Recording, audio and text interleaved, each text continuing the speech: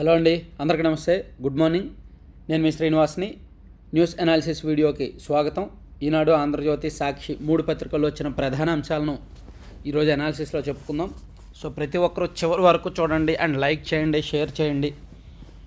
మీ మిత్రులందరికీ మన ఛానల్ గురించి, మన వీడియో గురించి చెప్పి సబ్స్క్రైబ్ చేసుకోమని చెప్పండి. కొత్త వాళ్ళ చేత సబ్స్క్రైబ్ చేయించండి. ఈరోజు చాలా అంశాలు ఉన్నాయి చెప్పడానికి.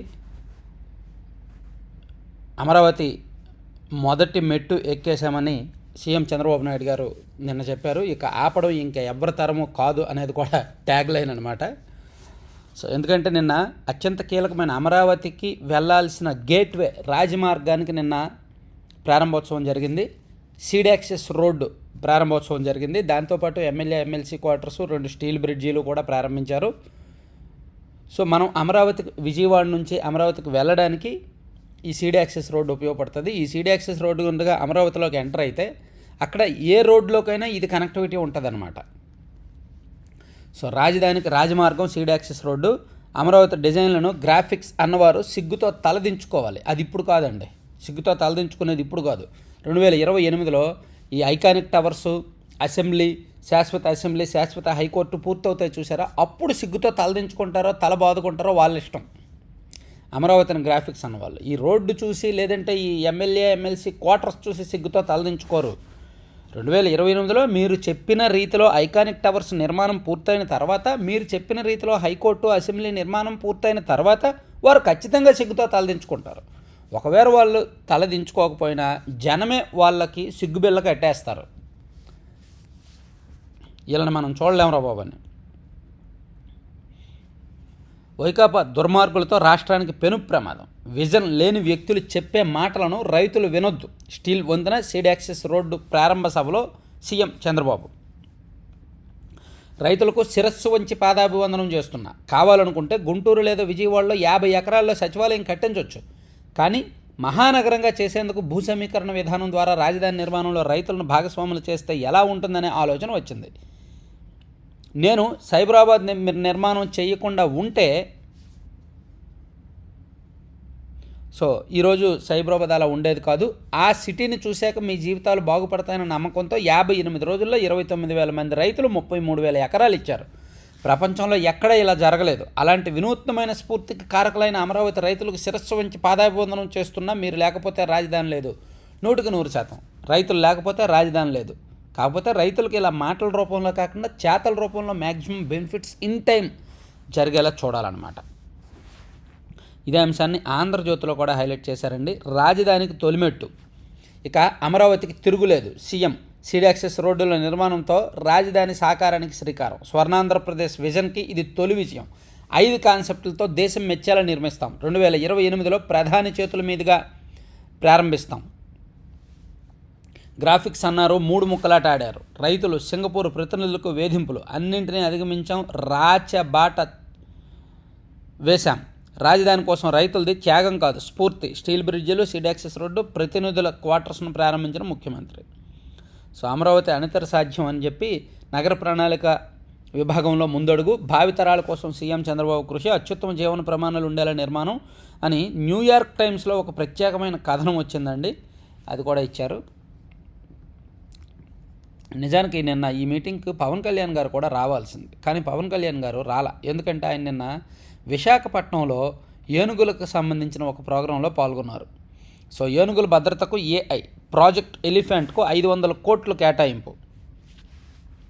కేంద్ర మంత్రి కీర్తివర్ధన్ సింగ్, హనుమాన్ ప్రాజెక్టు ద్వారా వన్యప్రాణులను రక్షిస్తున్నాం. సో షెడ్యూల్ కొంచెం చూసుకోవాల్సిందే.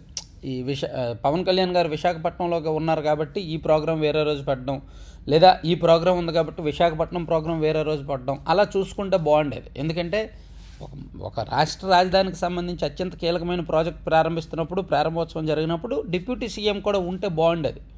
సో గజరాజుల అస్థిర భవిష్యత్తుకు, వాటి ఆవాసాల పరిరక్షణకు ఆధునిక సాంకేతికత పరిజ్ఞానాన్ని వినియోగిస్తున్నామని కేంద్ర పర్యావరణ, అటవీ, వాతావరణ మార్పుల శాఖ సహాయ మంత్రి కీర్తివర్ధన్ సింగ్ అన్నారు.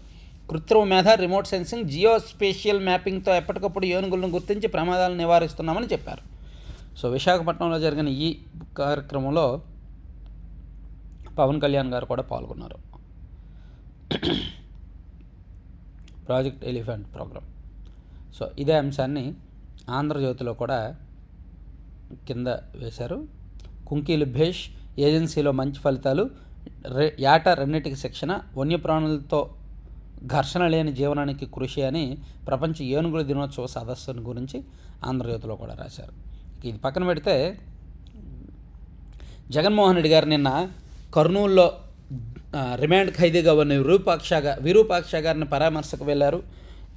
యాజ్ యూజువల్ ఆ పరామర్శ సందర్భంగా అక్కడ భారీ హంగామా, వికృతమైన విన్యాసాలు అన్నీ నడిచాయి. ర్యాలీ కేవలం 45 నిమిషాల్లో ఎయిర్పోర్ట్ నుంచి జైలుకు వెళ్ళడానికి 40 నిమిషాలు చాలు. కానీ జగన్మోహన్ రెడ్డి గారు 4 గంటలు తీసుకున్నారు. పోనీ తీసుకున్నారు, అదంతా కూడా వీళ్ళ హంగామా అనుకోవచ్చు. కానీ అక్కడ బైక్ స్టంట్లు, ఈ రప్ప ఫ్లెక్సీలు, రచ్చగొట్టే ఫ్లెక్సీలు ఇవన్నీ యాజ్ ఇట్ ఈజ్, అంటే ఇది అలవాటు అయిపోయింది. మరి దీన్ని ఎంత తప్పట్టినా వాళ్ళు మారట్లేదు కాబట్టి ఇంకా వదిలేద్దాంలే. ఎమ్మెల్యే విరూపాక్షిపై దాడి చేసి ఎదురు కేసు పెట్టారు. లిక్కర్ రవాణాలో 2 కోట్లు మిగిలితే గొప్ప, దానికే కారుమూరు సునీల్ను అరెస్ట్ చేశారు. కర్నూలులో విరూపాక్షితో ములాఖత్ తర్వాత మీడియాతో జగన్ జైల్లో తనను నిలబెట్టి ఫోటో తీసి అవమానించారని వ్యాఖ్య. జిల్లా స్థాయిలో లిక్కర్ రవాణాలో మహా అయితే 2 కోట్లు మిగిలితే గొప్ప, దానికే వైకాపా నేత కారుమూరు సునీల్ను అరెస్ట్ చేశారని వైకాపా అధ్యక్షుడు మాజీ ముఖ్యమంత్రి జగన్ విమర్శించారు. ఏలూరు లోక్సభ నియోజకవర్గంలో వైకాపా అభ్యర్థిగా పోటీ చేసిన సునీల్ బీసీ నాయకుడిగా ఎదుగుతున్నారన్నారు.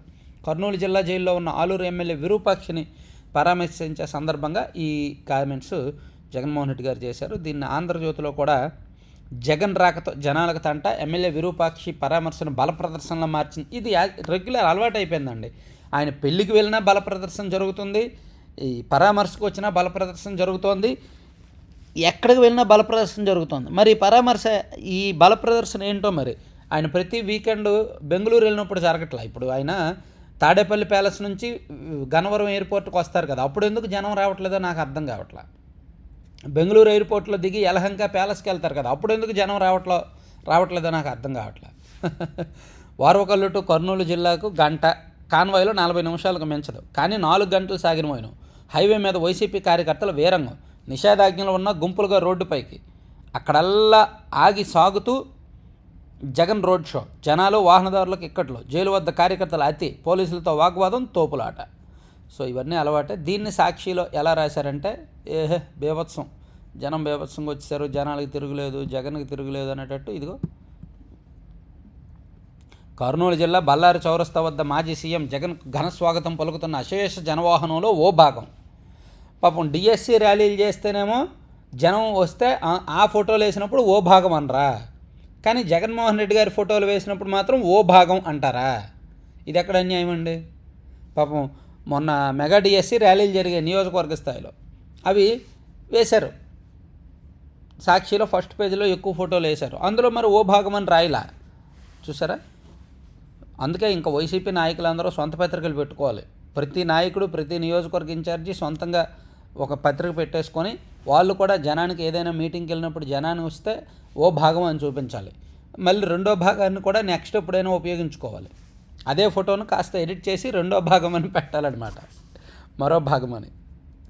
ఇక బాధితులే నిందితులే అని చెప్పి సాక్షిలో రాస్తూ పరాకాష్ట కుట్ర రాజకీయాలు, బీసీ నాయకులను వదలని వెన్నుపోటు పార్టీ అధ్యక్షుడు చంద్రబాబు, నిప్పులు చెరిగిన మాజీ CM YS Jagan, red book రాజ్యాంగంతోనే ఎమ్మెల్యే విరూపాక్షిపై అక్రమ కేసు, అర్ధరాత్రి 2 గంటల 45 నిమిషాలకు ఆయన అరెస్ట్ చేయాల్సిన అవసరం ఏమొచ్చింది? మరి మీ హయాంలో మీరు కూడా అర్ధరాత్రులు అరెస్ట్ చేశారుగా. ఈ అర్ధరాత్రులు అరెస్ట్ చేసే కల్చరు 2019కు ముందు ఆంధ్రప్రదేశ్లో లేదు. అది జగన్మోహన్ రెడ్డి గారికి ఎవరైనా చెప్పండి వీలైతే. అర్ధరాత్రి అరెస్ట్ చేసే కల్చర్ ఆంధ్రప్రదేశ్కు అలవాటు చేసింది జగన్మోహన్ రెడ్డి గారి హయాంలోనే. సో దీన్ని నీవు నేర్పిన విద్యయే నిర్దాక్ష అనాలి. ఆయన ఏమైనా ఉగ్రవాద? పగటిపూట నోటీస్ ఇస్తే సరిపోయేది కదా.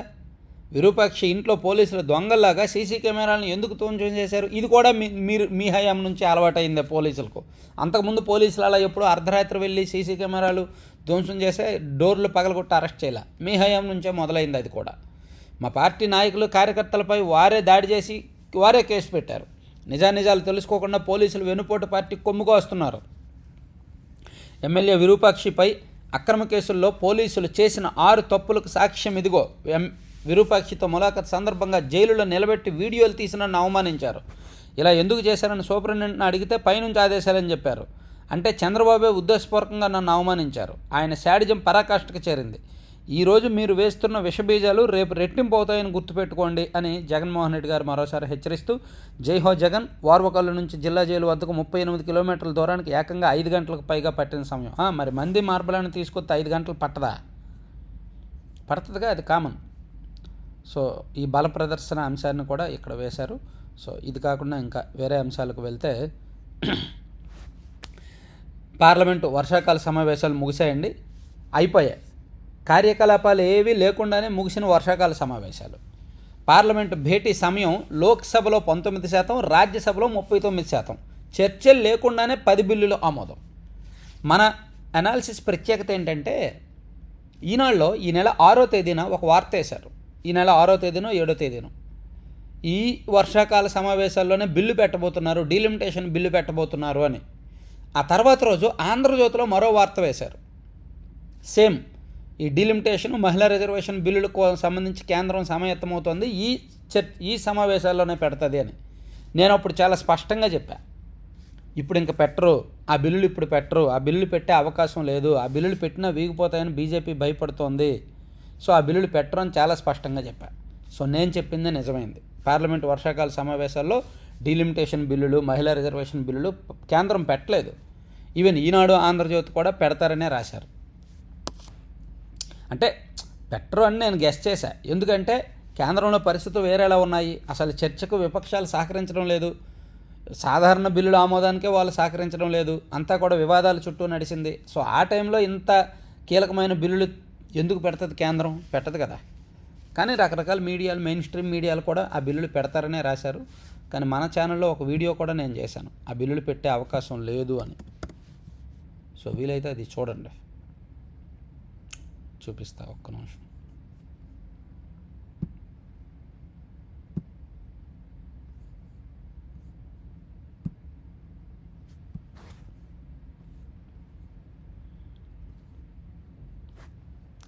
ఇక్కడ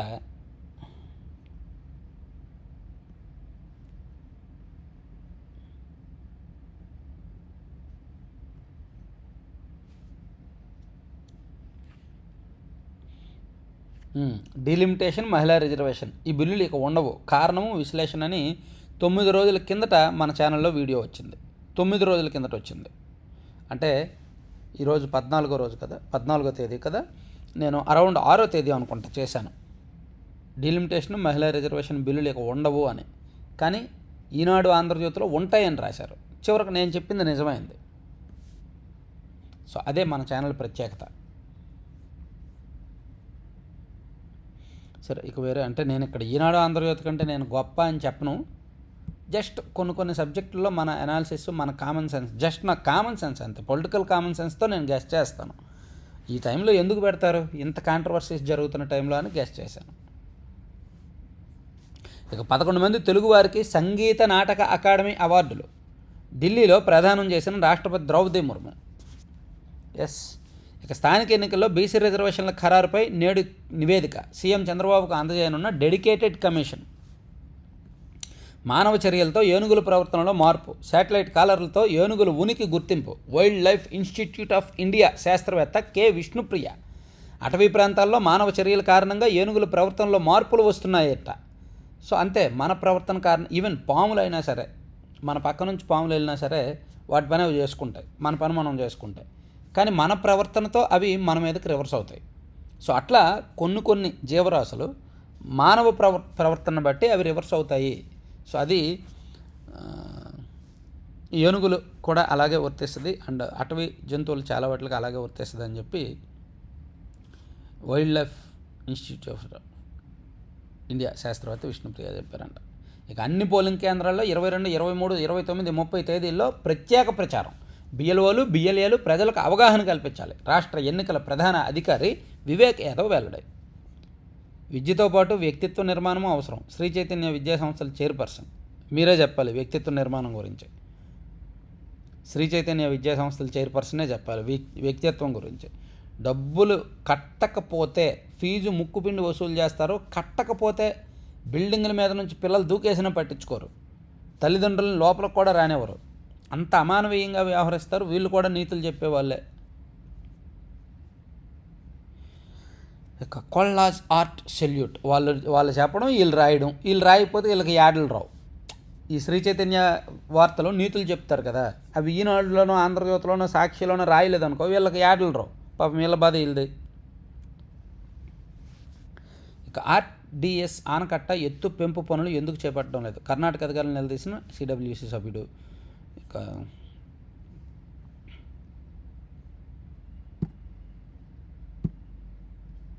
శుభ్రం చేస్తేనే కూరగాయలతో ఆరోగ్యం. సో శుభ్రం చేసేయాలంట. అవసరానికి మించి పురుగుల మందు పిచికారీ చేస్తారంట, కలుషిత నీటితో సాగు చేస్తారంట, పంట కోత తర్వాత నేలపై కుప్పలుగా వేస్తారంట, మురికిగా ఉన్న బస్తాల్లో రవాణా చేస్తారు, అలాగే పరిశుభ్రత లేని మార్కెట్లో నిల్వ ఉంటాయి, ఈగలు దుమ్ము ఎలుకల ద్వారా కాలుష్యం ఉంటుంది, కాబట్టి శుభ్రం చేస్తేనే కూరగాయలతో ఆరోగ్యం ఉంటుంది, జాగ్రత్తగా శుభ్రం చేస్తానండి అని చెప్తున్నారు. అలాగే సర్వేపల్లిలో వైకాపా నేతల భూస్వాహా పర్వం.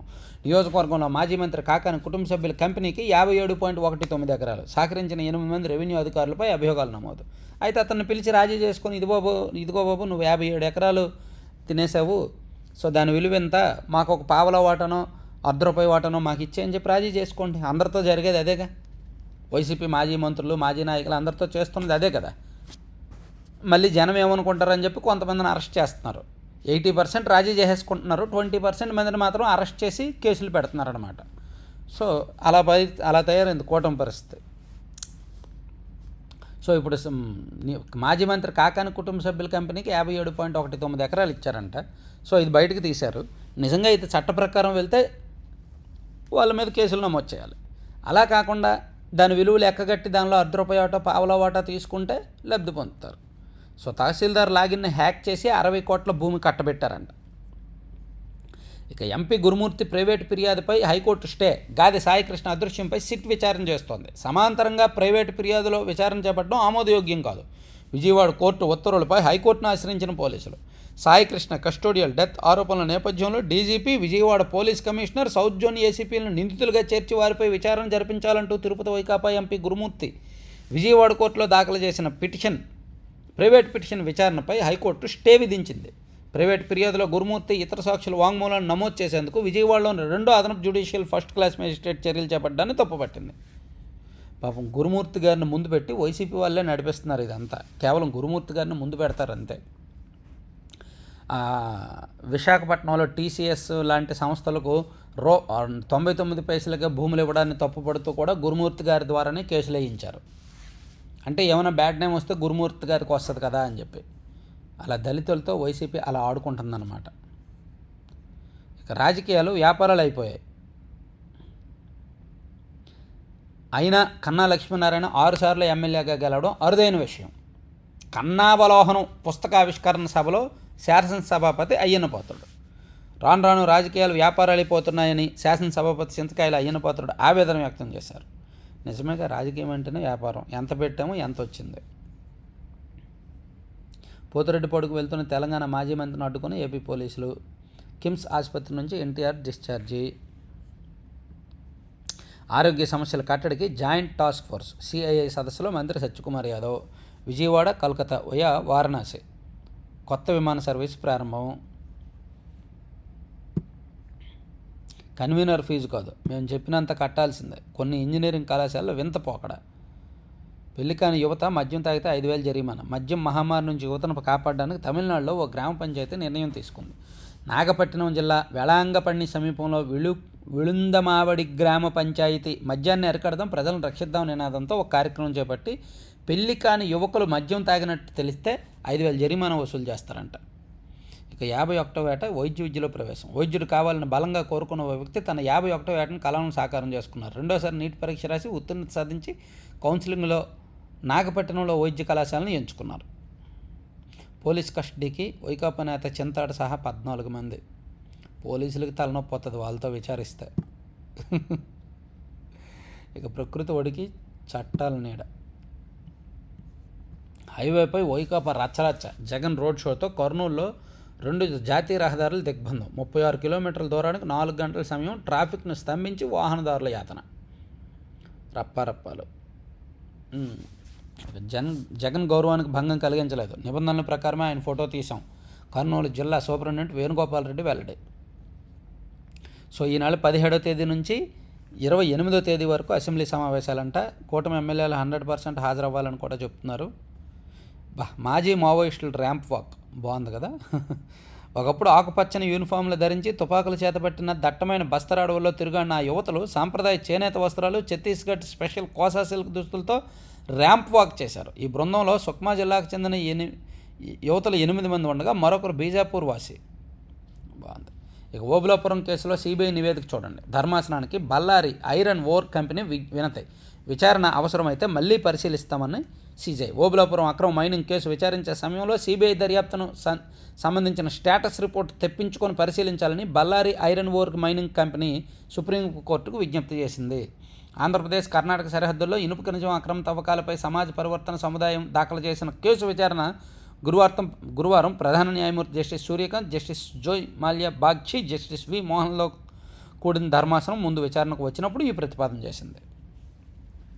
1,00,000 ఎకరాలతో భూ బ్యాంక్ అంటండి. పరిశ్రమల కోసం ఏపీఐఐసి ప్రణాళిక. సో ఏపీఐఐసి రాష్ట్ర వ్యాప్తంగా 1,00,000 ఎకరాలను సిద్ధం చేసి ఒక ల్యాండ్ బ్యాంక్ క్రియేట్ చేయబోతోంది. అప్పుడు ఎవరైనా పరిశ్రమల కోసం భూములు అడిగితే ఆ బ్యాంకు నుంచి వాళ్ళకు కొంత కేటాయించడానికి రెడీ అవుతున్నారు. ఇక 10 మంది సభ్యుల నిబంధనకు సడలింపు. కనీసం 8 మంది సభ్యులున్న డ్వాక్రా సంఘాలకు రుణమంచోరు. ఆంధ్రప్రదేశ్ గ్రామీణ బ్యాంక్ నిర్ణయం మంచి నిర్ణయం. ఇప్పటి వరకు 10 మంది సభ్యులుంటేనే డ్వాక్రా గ్రూప్గా ఫామ్ అవ్వడానికి వీలుంటుంది, వాళ్ళకు లోన్స్ వస్తాయి. ఇక మీదట 8 మంది సభ్యులున్నా చాలంట, డ్వాక్రా గ్రూప్గా దాన్ని యాక్సెప్ట్ చేసి లోన్లు ఇస్తారంట.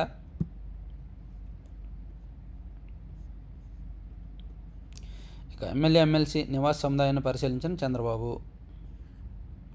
అసలు ఎమ్మెల్సీ నివాస సముదాయాలు ఇచ్చారు కానీ ఎమ్మెల్యేలు ఇక్కడ ఉంటారా? ఎమ్మెల్సీలు ఇక్కడ ఉంటారా? ఎందుకు ఉంటారండి? విజయవాడ వచ్చా 5 స్టార్ హోటల్స్లోనో 4 స్టార్ హోటల్స్లోనో ఉంటారు. లేదా అక్కడ రకరకాల ఆల్రెడీ చాలామంది ఎమ్మెల్యేలు తాడేపల్లిలోనో మంగళగిరిలోనో ఈ చాలా చోట్ల వాళ్ళ ఫ్లాట్లు తీసేసుకున్నారు. ఇప్పుడు అవన్నీ ఖాళీ చేసి ఇక్కడ ఉంటారా? ఇక్కడ ఉంటే వాళ్ళ అధికారులని వాళ్ళని కలవడానికి, వాళ్ళతో ఎవరైనా మీడియా వాళ్ళు జనమో కలవడానికి ఇబ్బంది అవుద్ది. అండ్ వాళ్ళు సిటీలోకి రావడానికి, ఫుడ్కి రావడానికి ఇబ్బంది అవుద్ది. సో అందుకని ఏదో షో కోసం కట్టారేమో అనుకుంటున్నా, ఉండరనే అనుకుంటున్నా నాకు తెలిసి. ఎందుకంటే చాలామంది ఎమ్మెల్యేలు మిడ్ వ్యాలీలో కొంతమంది ఉన్నారు, అండ్ ఈ జయదేవ్ క్యాపిటల్లో కొంతమంది ఉన్నారు, తాడేపల్లి మంగళగిరి వైపు. అవి ఖాళీ చేసి ఇక్కడ ఎంతమంది అని ఉంటారు? నల్సార్ విద్యార్థులపై నిషేధం తొలగింపు. ఇక 130 రిజర్వాయర్ల దగ్గర పంపుడ్ స్టోరేజ్ యూనిట్లు. సరే, ఇవన్నీ ఈనాడు అంశాలు. ఈనాడు పక్కన పెట్టి సాక్షి చూద్దాం. సాక్షిలో అంతా ఈ భజన ఒకటి ఇచ్చారు, మొత్తం అన్ని పేజీలు. ఈ ఫస్ట్ పేజీ ఇక్కడ ఒకటి ఇచ్చారు, చూద్దాం. లాకప్ సిబిఐతో దర్యాప్తు. ఛత్తీస్గఢ్ రాష్ట్ర ప్రభుత్వాన్ని ఆదేశించిన సుప్రీంకోర్టు. పోలీస్ కస్టడీలో యువకుడి మృతిని దాస్తున్నారని మండిపాటు. ఓకే, సిబిఐతో అంటే ఇప్పుడు ఆంధ్రప్రదేశ్లో సాయి కృష్ణ కేసు ఉంది కదా, సో అటువంటిదే ఛత్తీస్గఢ్లో సంచలనం సృష్టించింది ఒక కేసు. సో అందుకని ఆ కేసుని సుప్రీంకోర్టు సిబిఐకి అప్పచెప్పింది. కాబట్టి సాయి కృష్ణ కేసు కూడా సిబిఐకి ఇచ్చే అవకాశం ఉంది అనే కోణంలో సాక్షిలో హైలైట్ చేశారు. కప్పిపుచ్చుకునే కట్టుకథలు చెబుతున్నారంటూ డీజీపీపై ఆగ్రహం. కస్టడీలో హింసకు బాధ్యులైన అధికారులందరిపై చర్యలు తప్పవని హెచ్చరిక. మృతుడి కుటుంబానికి 25 లక్షల మధ్యంతర పరిహారం. అక్టోబర్ 11 నాటికి సిబిఐ నివేదిక కోర్టు ముందుంచాలని ఆదేశం. ఓకే, ఎంబీబీఎస్ కౌన్సిలింగ్ షెడ్యూల్లో మార్పులంట. ఇన్ సర్వీస్ టీచర్లను టెట్ నుంచి మినహాయించాలి. కేంద్ర విద్యాశాఖ మంత్రి ప్రహ్లాద్ జోషికి వైఎస్ఆర్సీపీ ఎంపీలు, టీచర్ ఎమ్మెల్సీలు వినతి. సీఎం చంద్రబాబు, లోకేష్ సమస్య పరిష్కరించకుండా చోద్యం చూస్తున్నారంటూ ధ్వజం. ఏమండి, ఇది కేంద్రం మొత్తం కదా జరిగింది, దేశం మొత్తం అలాగే ఉంటే సీఎం చంద్రబాబు లేదా మంత్రి లోకేష్ గారు ఏం చేయాలి? అది దేశం మొత్తం ఉంది. అది పార్లమెంటు సమావేశాల్లో ప్రైవేటు బిల్లుతో పాటు అన్ని మార్గాల్లోనూ ఒత్తిడి తెస్తామని వెల్లడి. ఇది దేశవ్యాప్తంగా ఉన్నది, ఓన్లీ ఆంధ్రప్రదేశ్లోనే కాదు. ఇక ఓటుకు కోట్లపై వాదనలను మళ్ళీ వింటాం, మొదటి నుంచి వింటాం. సుప్రీంకోర్టు స్పష్టీకరణ. పాత బెంచ్లోని న్యాయమూర్తి రిటైర్మెంట్ నేపథ్యంలో నిర్ణయం. మరి జగన్మోహన్ రెడ్డి గారి కేసులో వాదనల సంగతి ఏంటి? అసలు ఓటుకు నోటు కేసు 2015లో మొదలైంది. అసలు అంతకుముందు 2011 నుంచి ఉన్న కేసు ఒక పెద్ద అవినీతి కేసు, జగన్మోహన్ రెడ్డి గారి కేసు. ముందు సుప్రీంకోర్టు, సిబిఐ వాటిని క్లియర్ చేయాలి, ఆ తర్వాత క్రమంలో ఈ కేసు జోలికి రావాలి. ఇలా సీక్వెన్స్ నెంబర్లు ఇవ్వండి. ముందు కేసు ఫస్ట్ అనే దాంతో ఒక్కోసారి విచారణ పూర్తి చేయండి. దానిలో భాగంగా ఈ కేసు కూడా విచారణ పూర్తి చేయండి. ఎవరు తప్పో నిగ్గు తేల్చండి. ఇక ఉద్యమ కార్యాచరణ కసరత్తు ఏపీ జేఏసీ అమరావతి అధ్యక్ష కార్యదర్శులు వెల్లడి. ఓకే,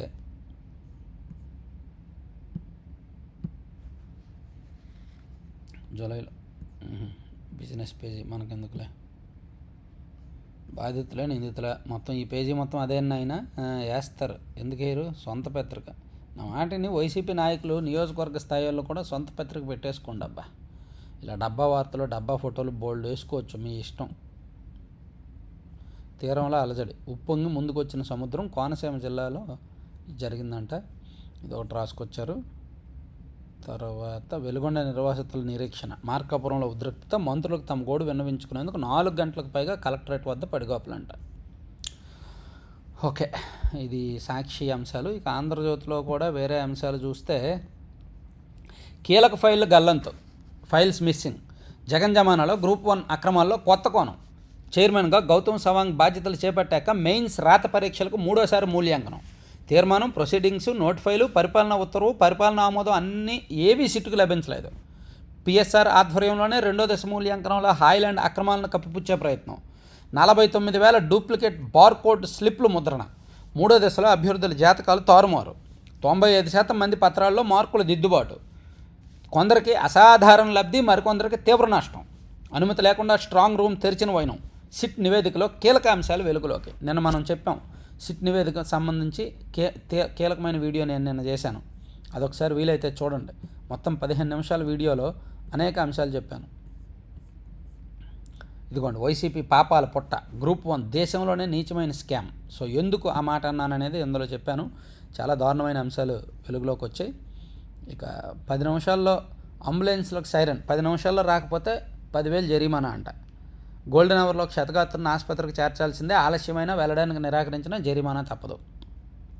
ఎన్హెచ్ఏ అంబులెన్స్లకు కేంద్రం సూచన. ఇక బచావత్ కేటాయింపులు పునఃసమీక్ష కుదరదు, ఏ మార్పులు చేసినా 4 రాష్ట్రాలకు వర్తిస్తాయి, వాటన్నిటి వాదనలు వినాల్సిందే. ప్రాజెక్టులకు నీటి కేటాయింపులను కొనసాగించాలి, సాంకేతికత పేరుతో మార్చేస్తామంటే ఒప్పుకోం అని ఆంధ్రప్రదేశ్ చెప్పింది. ఇక అకాలీదళ అధ్యక్షుడు బాధలపై దాడింట. శ్రీశైలానికి స్వల్పంగా పెరిగి తగ్గిన ప్రవాహం, 183 టీఎంసీలు నీళ్లున్నాయి. సో ఇక డిఎస్సిపై వైసీపీ ఆరోపణలకు వ్యతిరేకంగా ఎల్లుండి మెగా ర్యాలీ, విజయవాడ ర్యాలీలో పాల్గొననున్న 10,000 మందికి పైగా టీచర్లు. సో విజయవాడలో ఒక మెగా ర్యాలీ చేయబోతున్నారంట టీచర్లు. 10,000 మందికి పైగా టీచర్లు పాల్గొంటారంట డిఎస్సిలో రిక్రూట్ అయిన వాళ్ళు. ఇక ఆద్యంతం రచ్చరచ్చ, ఎలాంటి చర్చ లేకుండానే ముగిసిన పార్లమెంట్ వర్షాకాల సమావేశాలు, నీట్ లీక్, అయోధ్య విరాళాల చోరీ, విద్యార్థులపై లాఠీ చార్జీపై చర్చ, లోక్సభ షెడ్యూల్ సమయంలో 15% సద్వినియోగం. ఇక ప్రీ రైడ్ టిప్లు అడగొద్దు, యాప్ల్లో వెంటనే ఈ ఆప్షన్లు తొలగించండి. ఉబర్, ఓలా వాహన సేవల సంస్థలకు కేంద్రం ఆదేశం. నిజమే, రైడింగ్ బుక్ చేసిన వెంటనే టిప్ యాడ్ చేసామంటున్నారు. సో అది వద్దు అని చెప్పి కేంద్రం చెప్పింది. ఇక విశాఖకు మరో 3 డేటా సెంటర్లు, ఎస్ఐపిబిలో ప్రతిపాదనలు, 4,000 మందికి ఉపాధి అవకాశాలు. సో ఇవండి 3 పత్రికల్లో వచ్చిన వార్తాంశాలు. చివరి వరకు చూసిన ప్రతి ఒక్కరికి ధన్యవాదాలు. సో దయచేసి కొత్త వాళ్ళు సబ్స్క్రైబ్ చేసుకోండి అండ్ మీ మిత్రులందరికీ వీడియోని షేర్ చేయండి. వీలైతే స్టేటస్ పెట్టండి. Thank you.